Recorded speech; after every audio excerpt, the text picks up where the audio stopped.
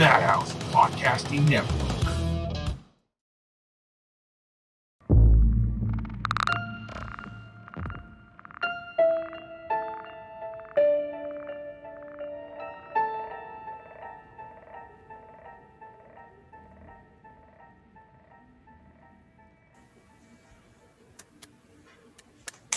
Clap on. Clap off. Ready? Yeah. Or is it this way? It's action. Shake. Alligator mouth. Did you say pelican mouth? Alligator mouth. Alligator mouth.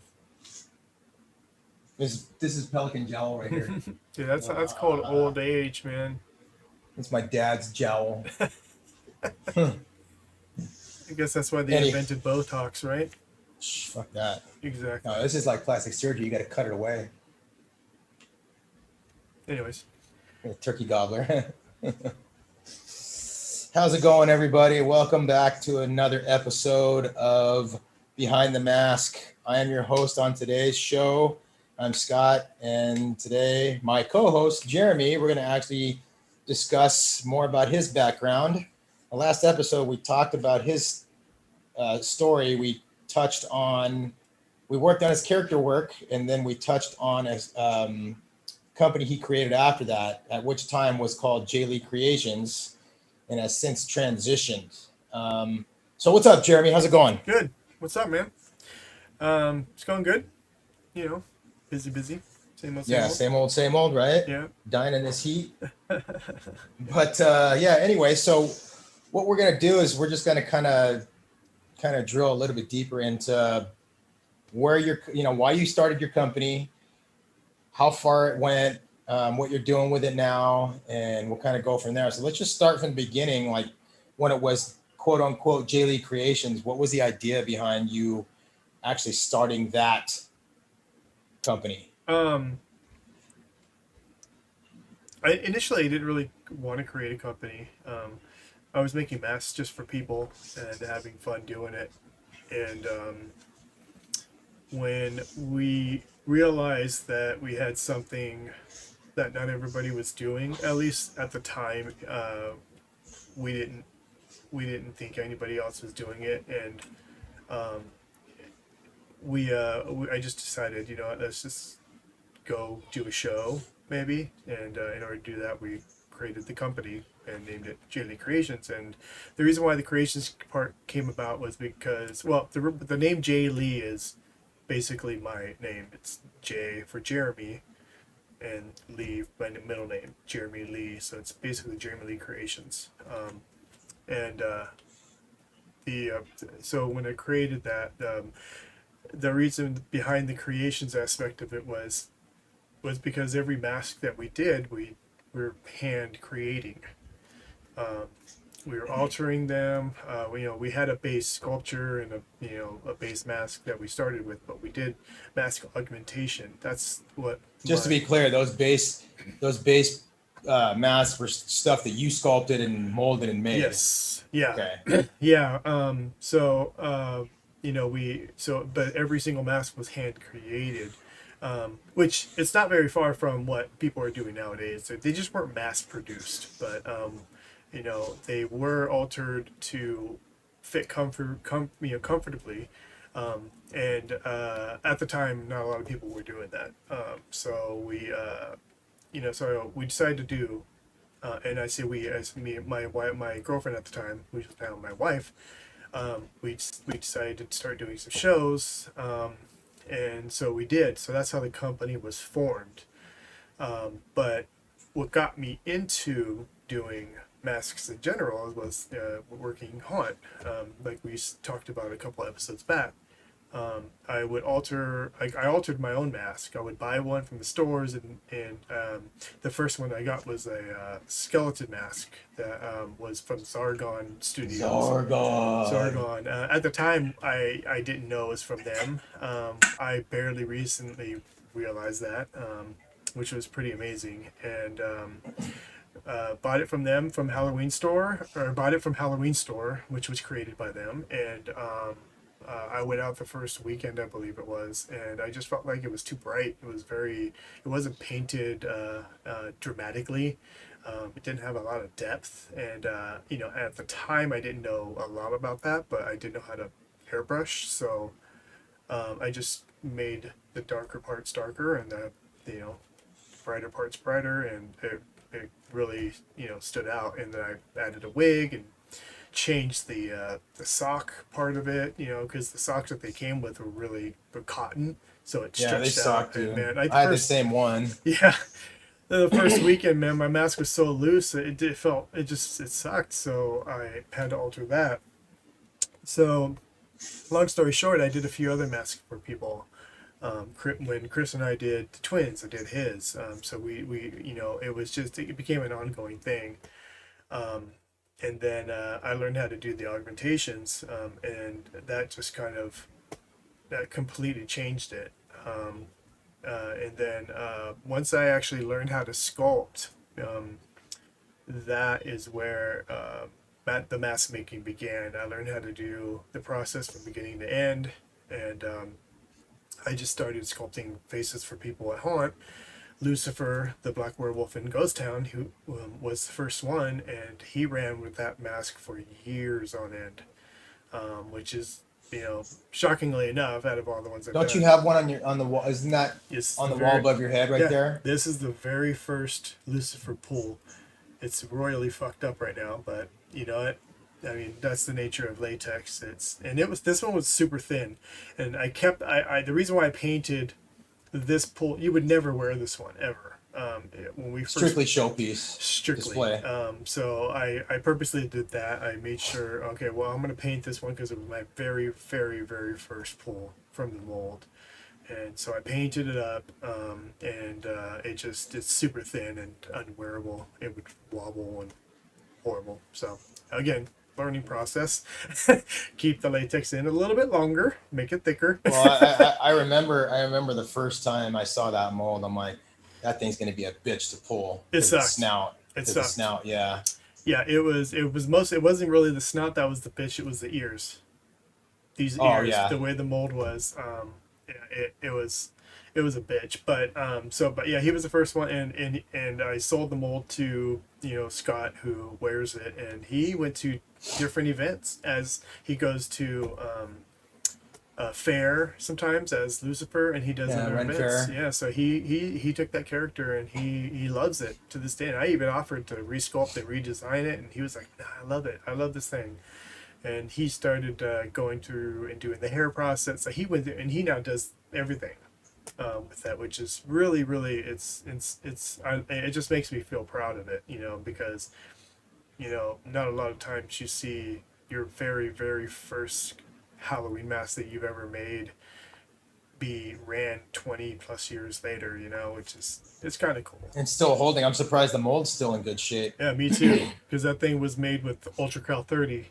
That shit it's garbage. It's exactly that. It's just shit. Ultra Cal 30 is a stone substance that you just use for like make a quick mold, and then it's not for a long term, man, because the detail gets scratched off. You can take your nail and just scratch the surface of the mold. It's a soft, It's very soft soft. stone. Yeah, so when we instantly went to the hydrocal because it's a harder stone. But anyways, so so I started sculpting masks for people, taking custom orders, and then we decided, okay, well, we're gonna create this company, and I wanted to do. I'm very big on story. Anybody that knows me, I like story development and character development. I'm huge on that because without that you don't have anything. And so I wanted to create each mask. Not each particular mask had a character, but I wanted masks to be a part of a series. So we created a first series called Eternal Reliance, which was about decayed skeletons, and that was the first Now, series. for real quick, just for the viewers that don't No, like when you augment a mask, I mean, most people may know, but for those of you who don't, when he says augment, he actually changes the shape of the base mask itself, and there are no two masks alike. Everything is going to be different in some way, and that's the cool thing about augmentation. You can change the color, the structure, the actual lines and definition of the face, everything. Yeah, and use different materials: tissue paper, toilet paper, cheesecloth. Like you can use different materials, string, um, to get really veiny, you know, Yeah. detail. Excuse me. You can get some extremely amazing detail. And I learned the technique from a couple Disney Imagineers who had a haunt called the Haunted Vineyard. I learned the technique through them, and then I decided I'm gonna kind of, I guess you could say, commercialize it, but and create a company solely based off of that technique. That was our thing.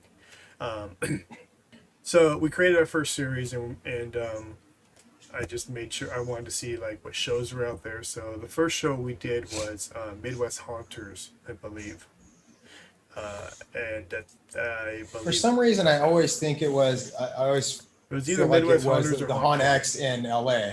Well, But I know yeah. I know you did that show, but for whatever reason, I makes me think, oh, that was your first show. No, Haunt X was we did that show, but it it wasn't our first mask show, as far as I know. It was either HauntCon or Midwest Haunters, because we scrambled to get a ton of masks done, and we had no idea how many to do. So we just said, all right, well, let's just make like 100 or so. I don't really know the exact number, and we did. We made a bunch of masks. We took them out there, and we sold out. We sold out before the show even ended. So we like 3/4 of the way on Sunday, we sold out. We had no more, and we weren't taking orders. Like we were just like, oh no, we're sold out. Sorry, we didn't know. Yeah, that we could have. I mean, it's going to sound very moronic, but we didn't want to take orders. I didn't want to go back with like, oh, I got to do this now. I got to do that. I wanted to kind of like soak in the excitement that we sold out, and that was fun. That was great. I was happy about that, and people loved the masks. So after that show, we went home and we're like, all right, well, we kind of broke even, um, but we needed to figure out a structure. We also needed to figure out how to get things wholesale. That's where you came in and gave me some tips on that, Scott. So because I was buying everything retail, so it was a big process. Yeah, So anyways, it was killing your margin. it was, I mean, we were breaking even for the most part, and also coming back with a little bit of profit, which was good. But and that's not, it wasn't bad considering it was our first show. Yeah. So Well, like you said, you didn't go to business school or anything. You didn't know, hey, you know what? I can take orders here and get more sent out. You know, you get the money up front, they pay for it. You go back, you produce, and you ship it out. yeah, You know. yeah. So we came back, and the next show that was happening was, again, it was either Hong Kong or Midwest, one of the two. We were like, all right, we're gonna do this one. So we prepared for that one. We went out there with 200 masks, roughly 200. So we were in production for quite a while, and at that time, we developed the second series, which was called Dark Realms, and that actually came about when we were asked to do some masks for a haunt in Brea, and and I said, yeah, we can do that, but he gave me the theme, the concept of these, mountain men, just these deformed mountain men, almost like the hills have eyes. And I was like, okay, that's a cool concept. I like that. So I go, why don't we just do all your costumes? We'll come up with key characters, and we'll help you retheme the whole maze. And we did. We helped them with that. We helped build and do all that stuff. And it was great. We actually worked the event. It was a lot of fun, and we helped them out for a few years. But my what I wanted to do was, look, I want to be able to sell these masks. In exchange, since we're not going to charge you, I want to be able to sell these as a mask series. And he was totally down. So that's where Dark Realm came out for Series 2. Yeah, another augmentation series. Yeah. And these ones were really fun to do. We sculpted a couple base faces, and then we augmented the decayed skin on top of them, and then so we went to the next show with those, and did pretty well. They're the same concept as the Eternal Alliance. They had a T-strap, elastic T-strap that went over the top of the head here, and then around the ears here. So all you had to do is just go. Didn't you have a version too where it was a full head with a split up the back? We and some did. with We did hair some. and- Yeah, we did some that were full heads. We tried that, and for his event, we wanted to do some full head ones, but we didn't sell those because they were hard to work in. They were kind of they were fairly unbreathable. Yeah. And so Well, yeah, it's latex. yeah, so we took it to the drawing board to kind of come up with a better solution, and it just never went anywhere. We decided to say, screw it, let's just keep them as half masks. Yeah. And we did some with full neck pieces, and then we did some with just the face. And but the concept of the T-strap that we came up with was, it's just easy. You throw it on, and you glue your wig down here, and then you just throw your wig back. Or if you had a hood, you just throw your hood on. Bam, you go. It's super comfortable, breathable, and that's what people loved. They were just like, oh, boom, you just move on. And then we decided to put socks on them. So we created our own socks that were a 4-way stretch elastic and super breathable. So we started to sew and do our own socks, and so we had the option of we did some with socks, some with T-straps, and so it was nice to have that option. Yeah.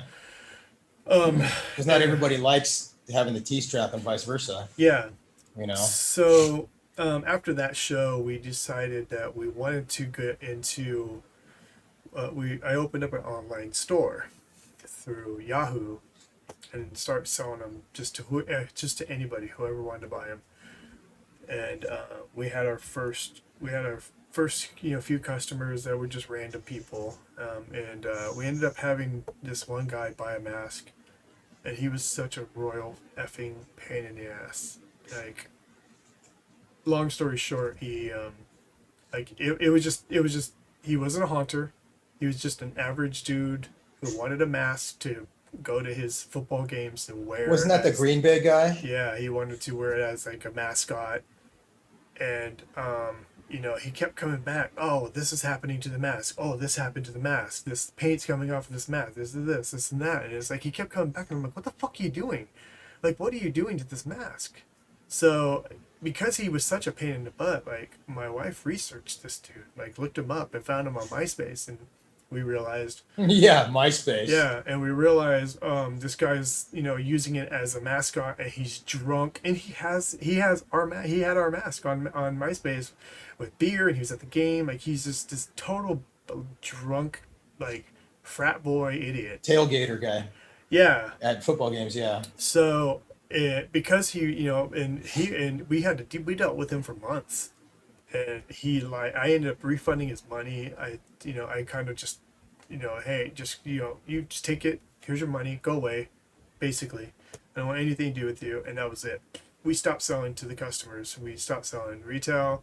That we're sticking with just haunters because, my goodness, he just destroyed that mask. And average haunter didn't put that much wear and tear on a mask. To this day, I have people that still wear our masks, and I have masks that have lasted forever. It's, so we just you know what? I'm not dealing with that shit. I don't want to deal with it. So we stuck to just being haunters. So at that time, that story had come about, and we had spoken to a few people in the industry, and they're like, well, just do retail, but don't sell directly. Sell through stores. Yeah, so basically you're going wholesale to the stores. Yes, and so and they sell it at retail. And so we did, we actually sold 40 faces to the Halloween Club, and which was a very interesting. that was that was very interesting to sell to those fucking yahoos, man. Again, I would never do business with those guys again. Well, they're barely in business as we speak, so it doesn't matter. But that was a very interesting venture. And so so when we moved on from that fucking freak show of a mess, we were gonna do our first Trans World. And so with Transworld, that's a totally different ballpark, which I didn't think we were ready for. And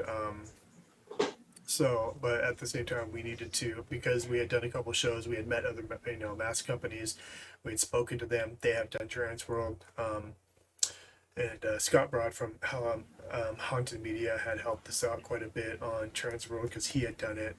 So we were preparing for our first Transworld and getting all the ducks in a row, all of our ordering papers, everything. We decided to start creating a couple other,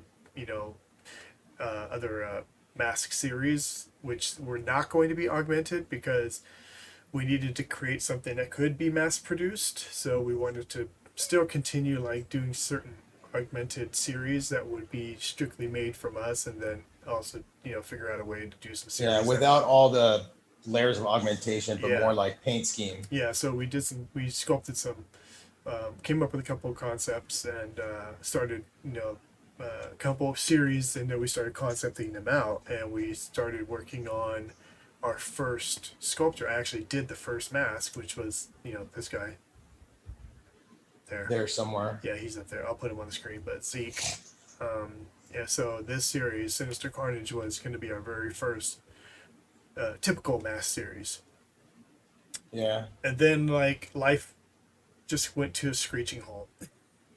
And I actually forgot to mention the Bennett's Curse faces. We actually got. Yeah, I was waiting for you to mention that. Yeah, sorry.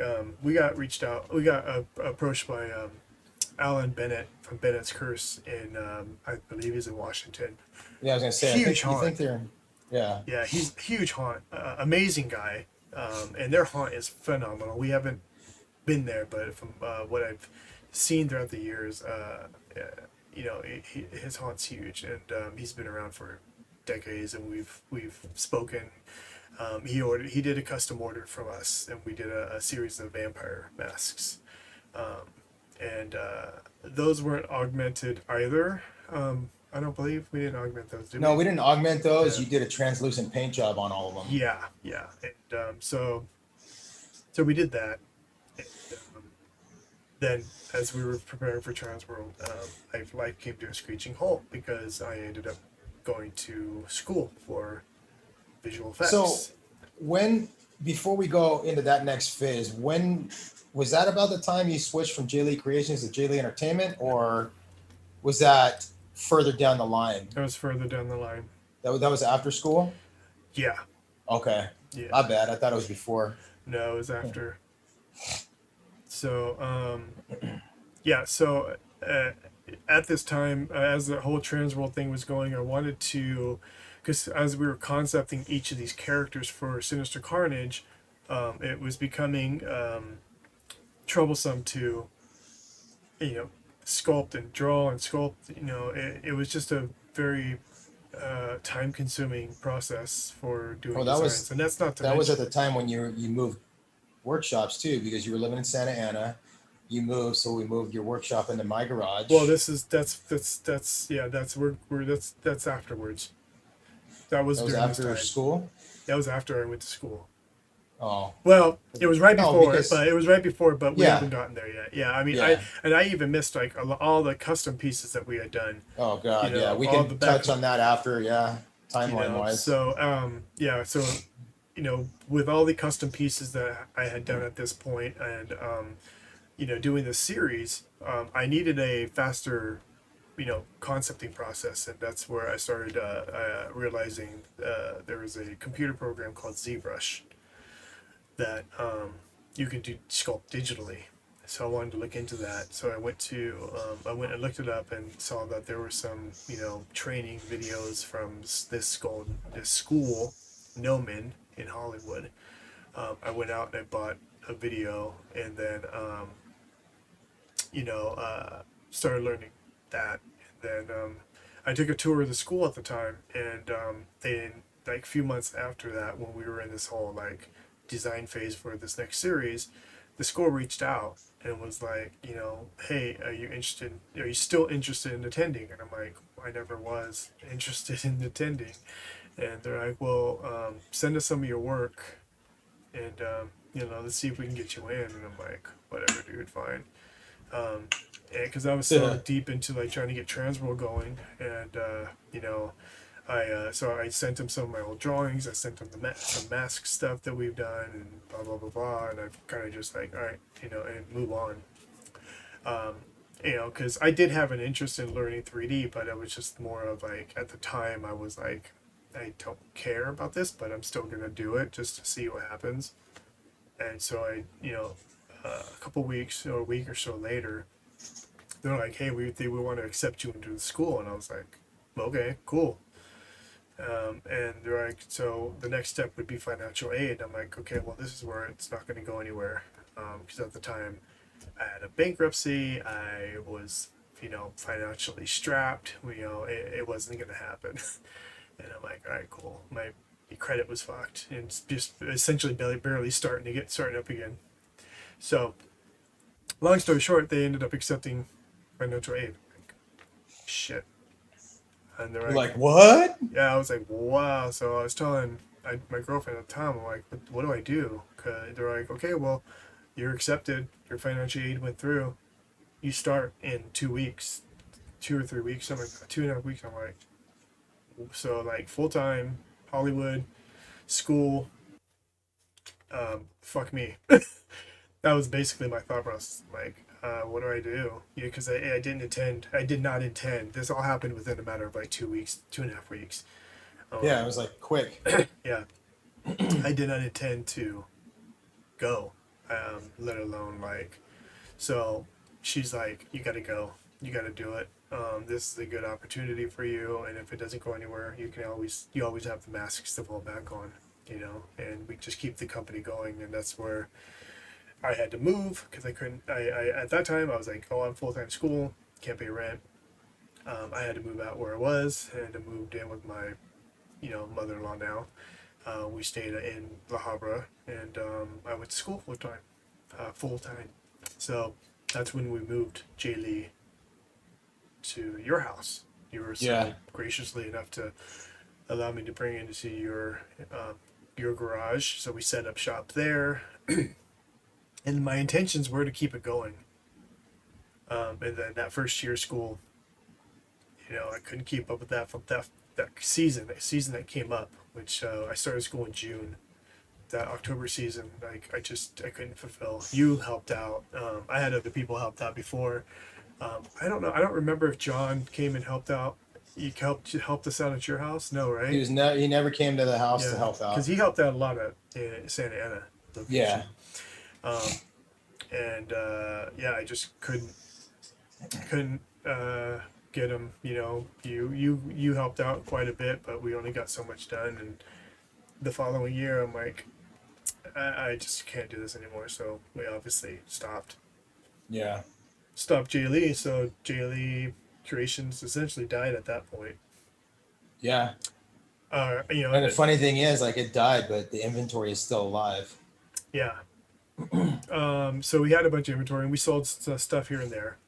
If I had an order of one or however many, I would just ask you, hey, can you do these and send them off? I'll come paint them or whatever. I don't remember what the process was so long ago, but you helped out, and it just got to a point like I was like, all right, well. And then when I moved to Burbank, I think that's when we kind of purged a lot of stuff. Or was it when we moved? I don't recall you purging stuff. I recall moving in a family of 8 we moved out there, and it was only 2 of you. Yeah, we moved. We went. Some of it stayed at your place for quite a while.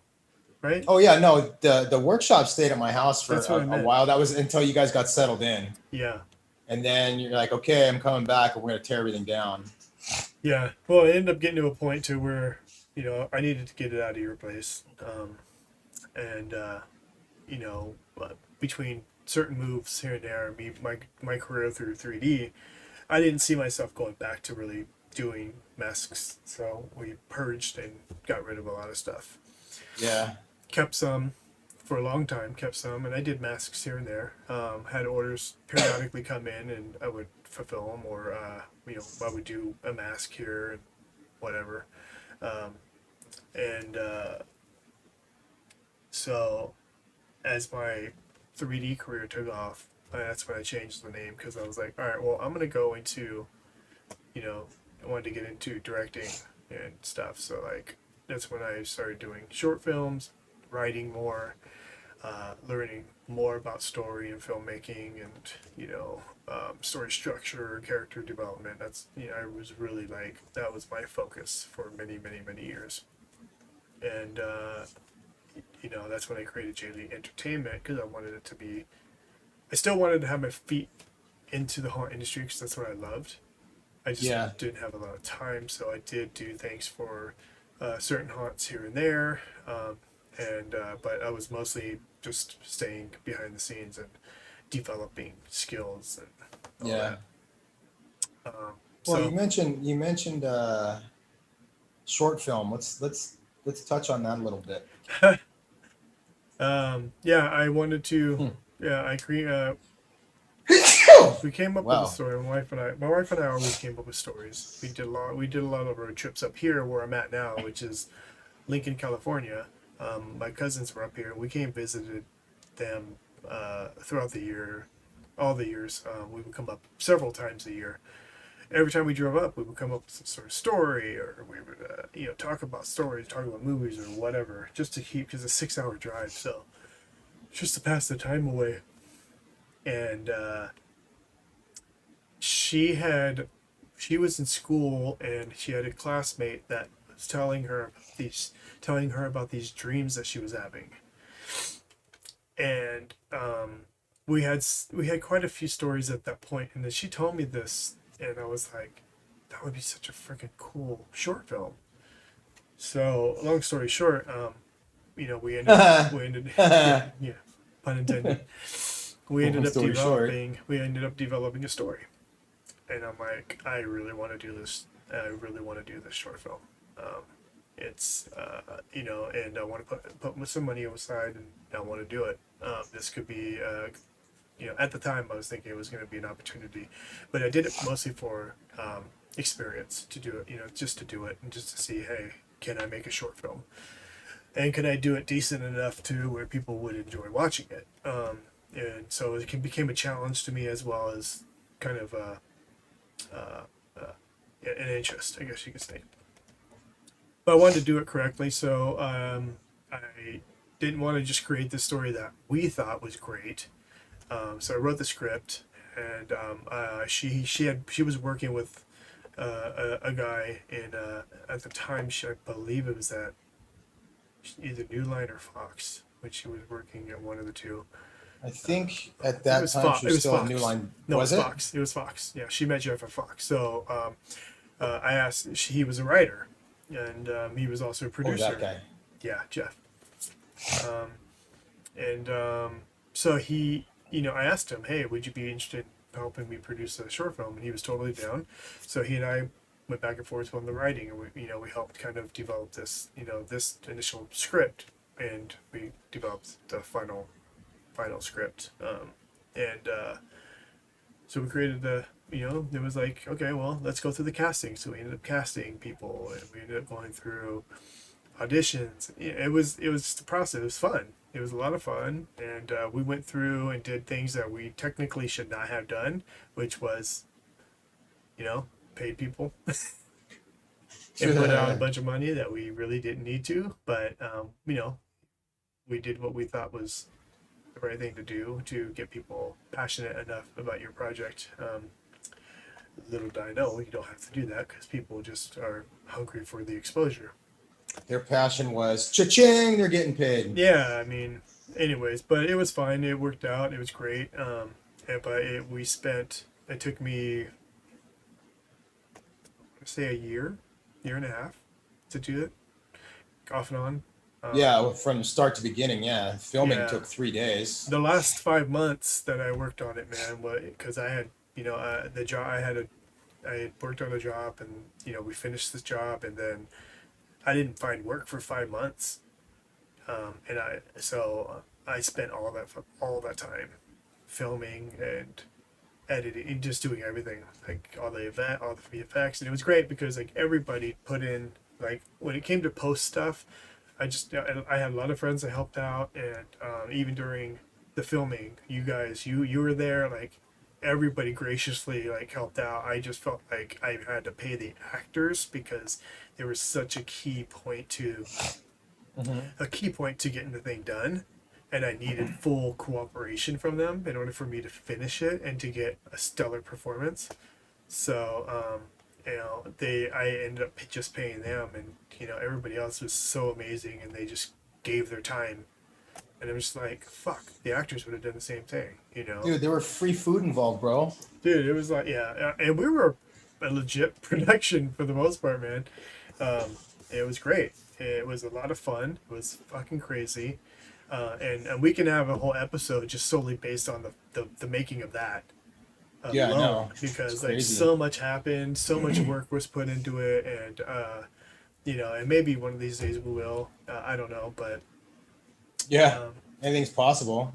so So you get that film that's produced, Yeah. and I know that was the first one that was put out, and you had another one in the works, and you did a Coke commercial as well. That was a 1 day gig, but that was fun, yeah, and that was pretty cool. yeah. So Cujo from Holland and I, John, he and as well as Daryl, Mhm. um, they were, may he rest in peace, were my go-to guys for filmmaking. We all loved it. We did it together, and so I hit up John, and I'm like, hey, and Daryl couldn't do it at the time, so I hit up John, and I'm like, hey, dude, you want to enter this contest? So this contest came about, and I go, let's just create, we'll create a story real quick. I'll act in it. I didn't want to, but I'll act in it, and you just film it, and we'll just do this little stupid short, and and then we do behind the scenes of the making of, and we entered this contest. It went nowhere, zero, zilch. And the short film's cool. It's super low budget. You can see it, but it was Yeah, it was in your house. In your it was in my house. It was in my house. But it was fun. It was experience, and that's all I wanted to do. Just film, Yeah. film.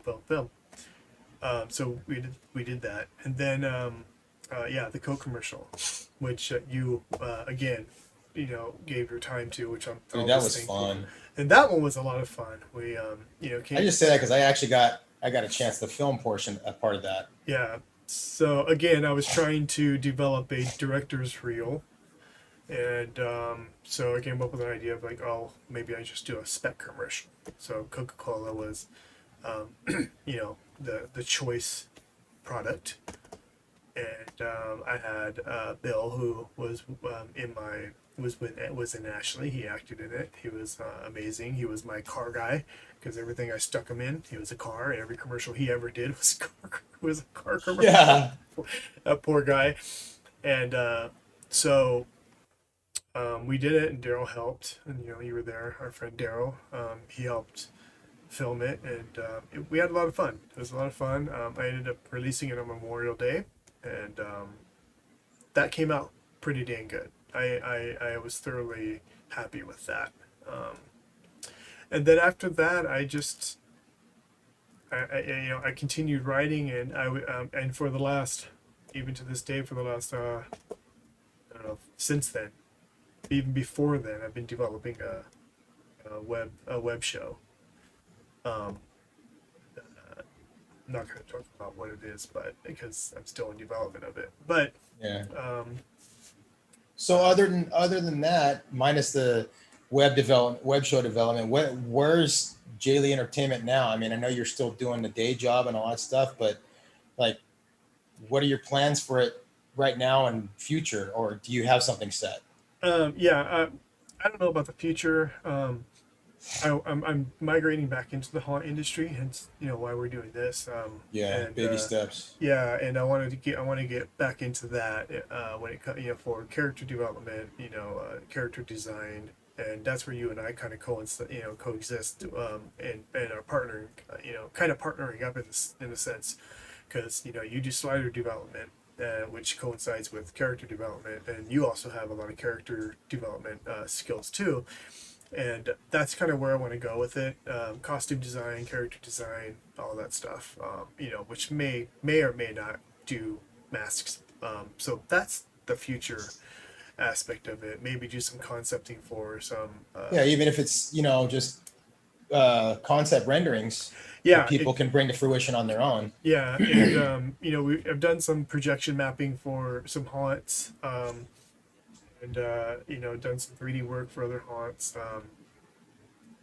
I've done some work here and there. So, digital work, which is basically what I do now. It's cleaner, it's better. My health stays. I don't have to deal with chemicals, which has never been something I was into. I hated latex. I hated. That's why I never got into silicone. Silicone was too technical. Fuck that shit. I did a couple resin molds, and I'm like, this stuff sucks balls. Fuck that. I'll stick to stone. I wasn't in the. I didn't want to like risk my health over the Right. art. So when digital came about, I was like, I'm all about this. Super easy, super fast, and I could, especially now, I could do basically anything with it. You can create molds, you can print, you can do everything. So Yeah. that's my key right there. So that's what this guy, you know, Yeah, from. right there. Yeah, That's an an example of rendering. like a digital render. So, and he will be created into a mask. So yeah. So after the Coke commercial, I just decided, I don't want to direct. I just kind of I can't. I just went through a whole like, J Lee Entertainment was my my corporation for freelance. I did everything under J Lee when I was freelancing in 3D, and doing side jobs here and there or whatever. I did everything through that, and that's mainly one reason why I developed the incorporation was because I needed to have one. So when I freelanced, Yeah. for tax purposes, shit. So it sounds like now you're more going to the conceptualizing aspect of that. Yeah, and it's funny because when I went to school, I was like, I'm gonna be a character designer, I'm gonna be a character developer, I'm gonna be a modeler, I'm gonna do everything to do organic characters. I ended up becoming a lighter and a comper, a finisher is what they would call it, and I loved it, and so. Yeah, so it's just there was more jobs for it. Character work at the time was very specialized, and you had a you needed to have a name. And I'm like, all right, well then I need to do something that's going to get me work, and that was solely because my instructor when I was doing lighting, he's like, you're really good at this, and he was like, you should probably think about it because you'll get more lighting jobs than you will character work. Yeah. So, yeah, so I switched. I was like, Interestingly enough, you said you wanted to be a character developer, just like one of your instructors, Neville Page. exactly. Yeah. So yeah, he was a huge inspiration for me for many years, and still is to this day because the guy's fucking amazing. But yeah, so I was a lighter my whole 3D career, lighter / compositor, and dabbled. And I did character work periodically, but there was a big period of time where I didn't do anything. I was just enjoying life, and then we moved up here, and then it was just all about like getting jobs and working, and there was something missing. I was like, I'm missing something, and during all that time, I was doing YouTube stuff. I was putting up YouTube videos of the mask making that I would do, some characters I would do, blah blah blah. and I was getting a lot of traction just on that. I was putting up other stuff too, but I was getting more traction just on the Halloween stuff, and made me. That's why I kept doing it. It's because I missed it. I missed doing masks. I missed the industry. I missed everything. I would still do go to the events every year, but I missed being a part of it. And so Yeah, because you were pretty much out of it for a number of years. I was, yeah, exactly. Just like everyone else does when life takes over, they stop doing haunt and it's just that's it. They move on, and I did that, but I still had I still kept my foot in the door, with my connections, people, you and other people, and I was always getting contacted by old clients, hey, are you still doing masks? It's like, well, what do you need? And I would do one or two or however many, like if they needed a couple, and I'm like, yeah, I can pull those off, but just let's take care of it. And so when I realized I was getting a lot of traction on YouTube for the Halloween stuff, I'm like, I looked at it as a sign. I'm like, all right, well, I need to get back into this. Not fully in the way that I had, because I just can't stop my career. Because, let's face it, the Halloween, I mean, the mask industry is great, but it's not a career stopper. I'm not going to, like some people have been, like CFX, like they started basically when I started. Yeah. They're huge now. And then Immortal Masks, have kind of like piggybacked on that technically. And so like they're huge now, and it's just like, but they've been doing it for years. I can't stop and go, well, I'm just going to go back into it and then, hope for the best. I can't have a family now. So, so now I'm doing it in a more like a specialized way, in the sense of like, okay, I'll do some like digital work here and there, even if it's for myself, or for, whatever. I haven't really decided on what I want to do. I have ideas of how I'm going to, be back into the industry, but for now I'm just showing my face, doing the podcast, talking about it. Trying to reintroduce yourself. Yeah, but it's mostly like, that's why we did the podcast. We always talk about haunt. How you always tell me stories, and I every time I'm like, oh, how was this fun? Oh, what happened this night? I go and I follow people on Instagram and I watch them, and it just takes me back. I'm like, I want to talk about this shit. I want to sit and listen to people's stories, because I love doing that. I love to listen and hear people's stories. I am interested on how you created that character. Why does your character have that walk? Why does your character carry a stuffed rabbit? What's the fucking purpose? The little nuances that make an overall character. Little details. And what really put that in my head, what really made me decide, or where I started thinking about doing a podcast, this was years ago, 2015, when we worked with Mike. I sat and chatted with him, and I'm like, your character's dope. Like, I dug his character. I loved watching him. He carried the shovel. He used the shovel to scrape and scare people. I thought it was... Oh, I know what you're talking about. He was the Mike Stewart. Mike Stewart, thank you. Mike Stewart. He was the gravedigger. And I'm like, what's your backstory? What's your character story? And he told me his story, and I'm like, dude, what the fuck? It blew me away. Just the key details. Why he had the teeth and around his neck, and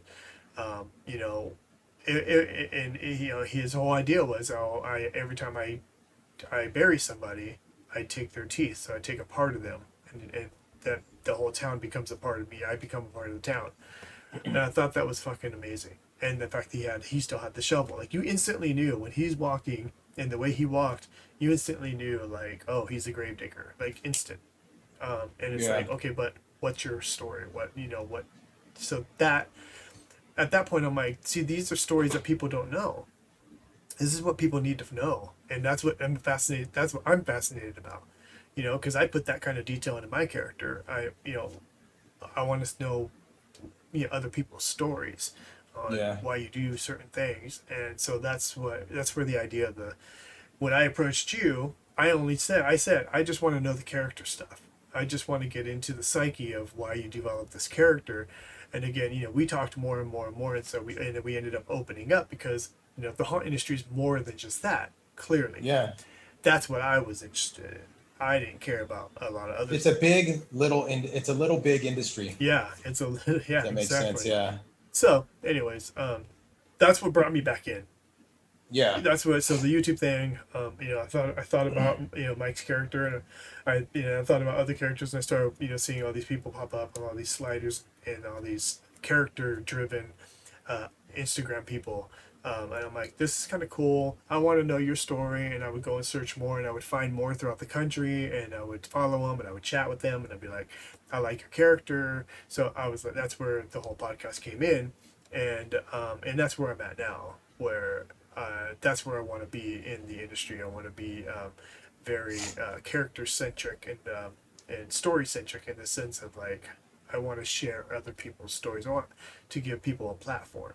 Now again, we just starting out, but eventually become. Yeah, we'll see if it that. grows. I mean, the more people we can get, we'll see how it goes. Yeah, and this gives me the opportunity to do that, to be a part of the industry and talk to people that obviously me being way up here, I have local haunts here, but like all the our people are in the SoCal, so it's like this is an opportunity as well as during the pandemic. I'm like fuck, like during the pandemic I did a lot of character stuff digitally, and I did YouTube videos of it, and so it was I figured like you and I talk so much about haunt, let's just record it and talk to other people, and it's been so far it's been fun, been a blast. Like we've done so many so far, and I enjoy it, so so that's where we're at. Eventually we'll probably pick up some kind of steam and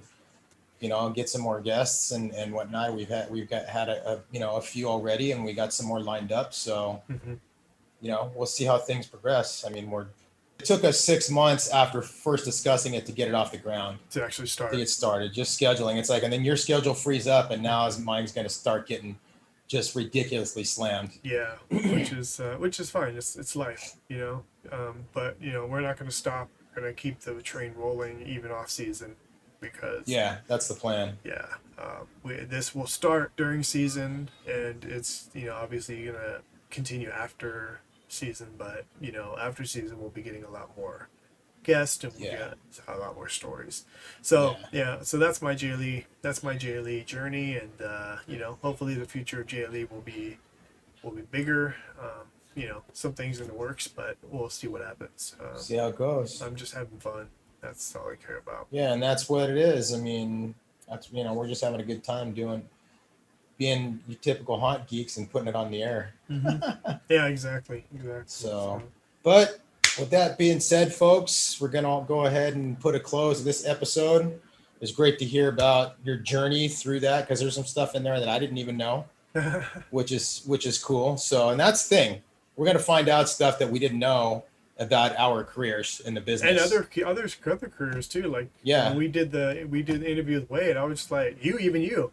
Like, I didn't fucking know that. Yeah, exactly. All right, folks. Thanks for joining in and watching this episode of the podcast. Remember to hit that subscribe button and follow us on our social media links. Any question you have, hit us on social media or post in the comments below.